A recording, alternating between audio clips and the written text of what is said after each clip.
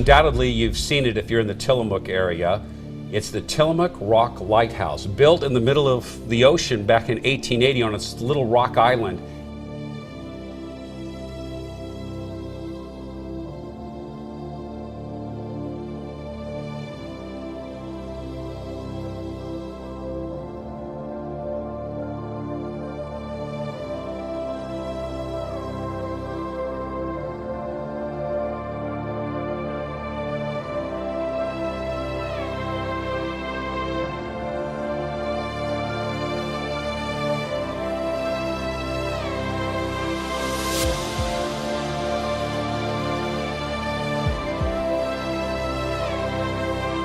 America's oldest standing lighthouse. Jim Axelrod is there to look at the tradition that began before the American Revolution. Jim, good morning. Well, good morning. It's not just America's oldest standing lighthouse, it's America's oldest lighthouse that's still in operation. The lights first went on here back in 1764, 250 years ago today. Need for lighthouses themselves may soon follow, but never their place in our history. The old lighthouse at Cape Agulhas. Built in 1848, it is still in use at the rough and storm-beaten southernmost tip of Africa.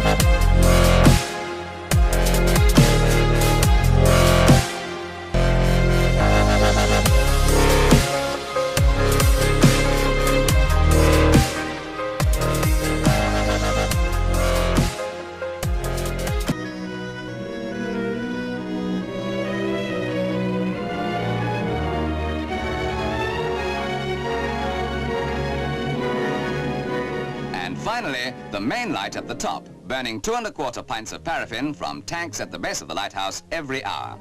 The changer is operated by a mercury switch. We know you can build lighthouses on rocks, but put yourself in the shoes of people 300 years ago, when that idea was as outlandish as building a tower on the moon.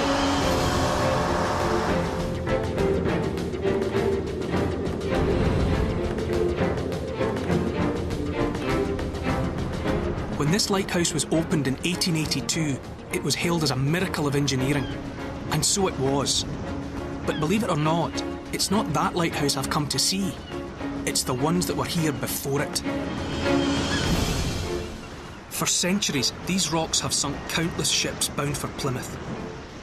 With the great increase in maritime trade in the late 17th century, a way had to be found to protect ships from these foreboding rocks.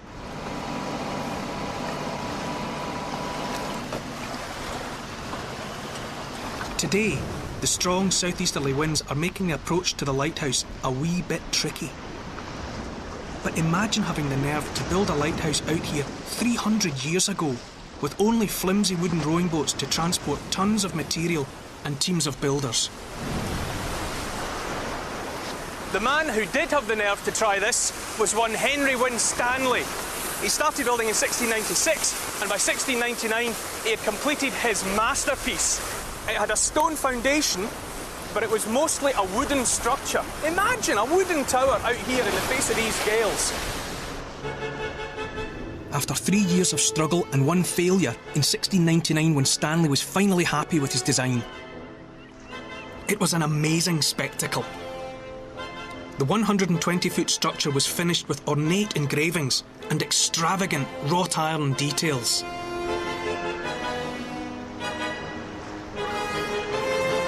Many people questioned the lighthouse's sturdiness. Would it be able to stand up to the unrelenting gales and ferocious seas? When Stanley's confidence in his tower was unshakable, he boasted, "I only wish that I may be in the lighthouse in circumstances that will test its strength to the utmost." On the 26th of November 1703, Winstanley's wish came true. In the middle of Lake Superior right now, we're 45 miles offshore. There is not a peep, not a person around except the water and the giant fish below us.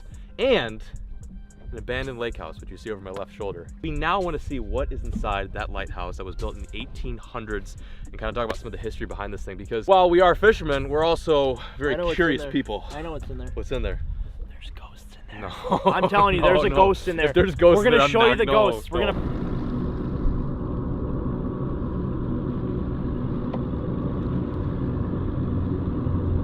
We're not talking like a few decades old. We're talking like, this is super old. And of course, oh, there's gotta be a basement. Of course, there's a fucking basement. So yeah, I actually saw the floor plans of this thing. There is a lower level and of course the upper level. The lower level actually goes beneath, just right at water.